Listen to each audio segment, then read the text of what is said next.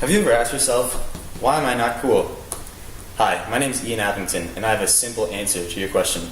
It's because you don't know how to put together a B-flat clarinet. I have been putting together clarinets since I was in the 5th grade, so you can automatically assume I'm a very cool person.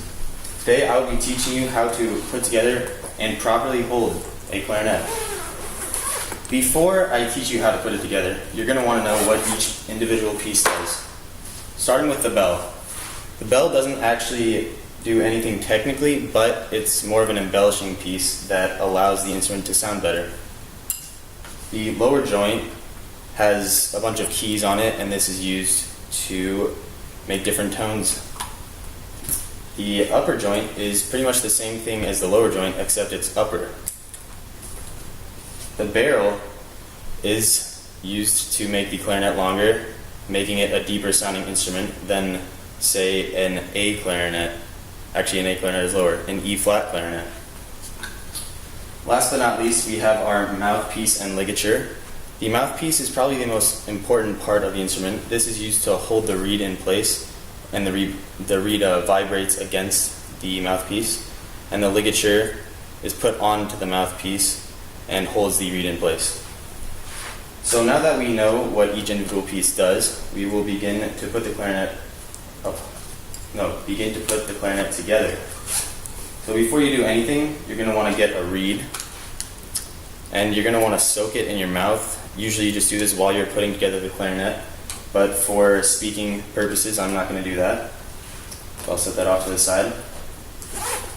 So I'm going to start with the bell. So you're going to take your lower joint, and you're going to put it into the bell like this. And next is the upper joint. So you're going to want to line up. There's a silver piece right here, and there's a silver piece right here. You're going to want to line these two up. And you probably couldn't see that, but if you want further instruction, go to YouTube. Next, and as you can see, there are corks on a lot of these brown pieces. These are meant to hold the instrument in place. And a lot of times in the summer, these corks will swell up, and it's kind of hard to get your instrument together. So for that, they give us cork grease, which is basically just chapstick. You just rub it along the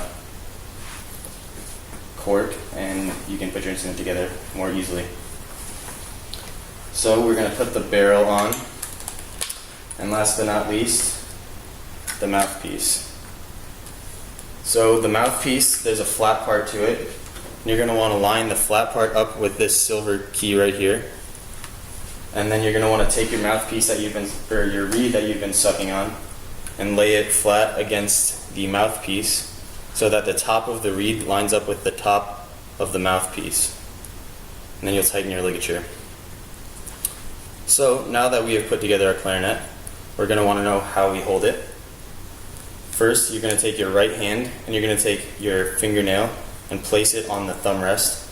On my thumb rest, I have a pencil grip. This is to make it more comfortable, because if you play clarinet for a long time, your finger will oftentimes start to hurt.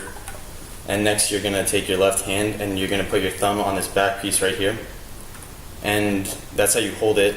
There are a bunch of keys, but it'd probably take several months to teach everyone how to properly place your fingers on these keys, so I'm not going to bother doing that. But yeah, that's how you hold the clarinet. So today I have taught you how to hold a clarinet, and you are all much cooler than you were 5 minutes ago. Thank you. You gotta show. Oh yes.